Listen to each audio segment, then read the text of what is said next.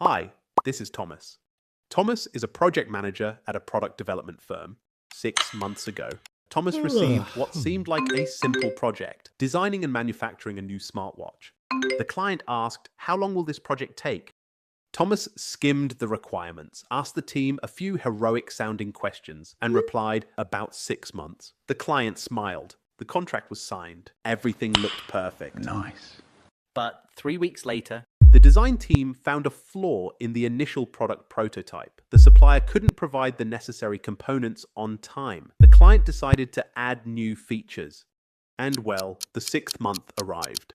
The project was not finished. The team was exhausted. The client became frustrated. Thomas couldn't sleep. The problem wasn't that Thomas was bad at his job. The problem was that he estimated as if he could predict the future. Part 1. The truth about estimation. Most project managers make 3 mistakes. Estimating based on gut feeling, counting only the visible work, assuming requirements will stay stable. But product development is a process of discovery. There are design iterations. There is feedback from suppliers and manufacturers. There are unforeseen issues. There are changes in functionality. There are risks with hardware compatibility. And most challenging of all, there are people. Estimation is not how long will it take to finish the design. It is how long until the customer can use the product. Thomas realizes 3 painful truths. Estimation is not an exact number. Large estimates are always wrong, no matter how carefully you analyze. Fake precision is more dangerous than rough forecasts. An estimate is not a fixed promise. It is a forecast, and every forecast has an error. From that moment, Thomas changes his approach. Part 2. How Thomas starts over.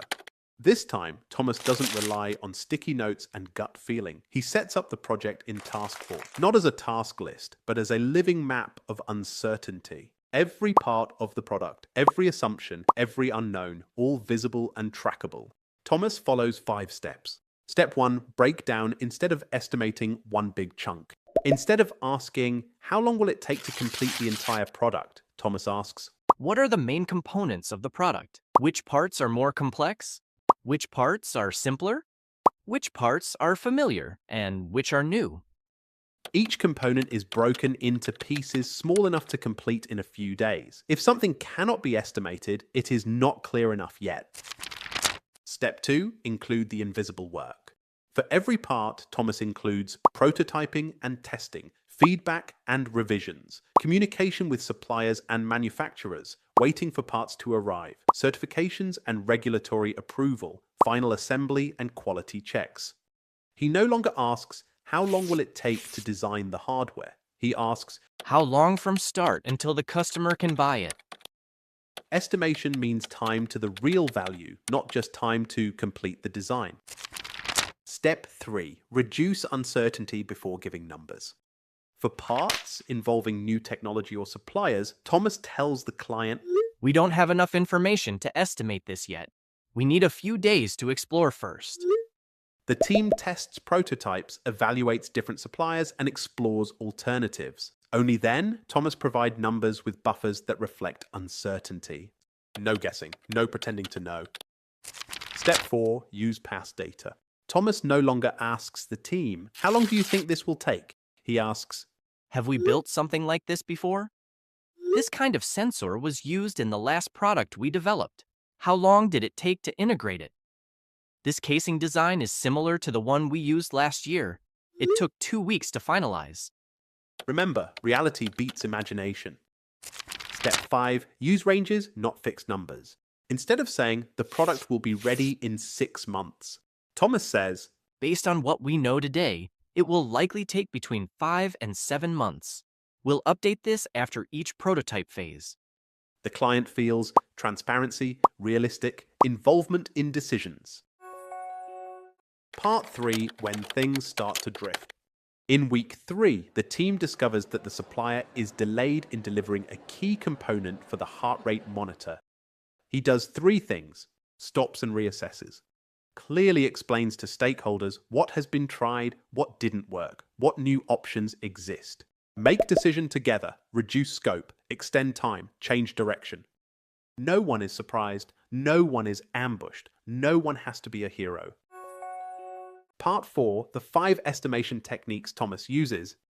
After a few product development cycles, Thomas realizes that there is no single correct way to estimate. Different situations require different tools. When a project is still vague and just getting started, Thomas begins with the big picture. He outlines the major parts of the product, then gradually breaks them down as clarity grows. This is the top-down approach, moving from large pieces to smaller ones. Once the scope becomes clearer, Thomas switches direction. The team breaks each part into very small steps, estimates them one by one, and then rolls them up. This is bottom-up estimation, slower but much more accurate. For familiar tasks, Thomas doesn't guess. He asks, Have we built something like this before? if the answer is yes, he uses real history. This kind of sensor took us 2 weeks to integrate last time. That's analogous estimation, based on real experience, not intuition. As the company matures and collects better data, Thomas begins using metrics. How long does it usually take to integrate a new sensor? How long does it typically take to design a casing? This is parametric estimation, letting data replace opinion. And for high-risk items, Thomas never gives a single number. He asks the team 3 questions. In the best case, how long will this take? How long in the most likely case? How about in the worst case? He averages these to reflect uncertainty. This is 3-point or PERT estimation. Thomas doesn't treat these techniques as magic formulas. He treats them as a language for uncertainty. If this story helped you rethink how you estimate and plan, hit like, subscribe, and check out the next video in work delivery tips and insight. Thank you for watching.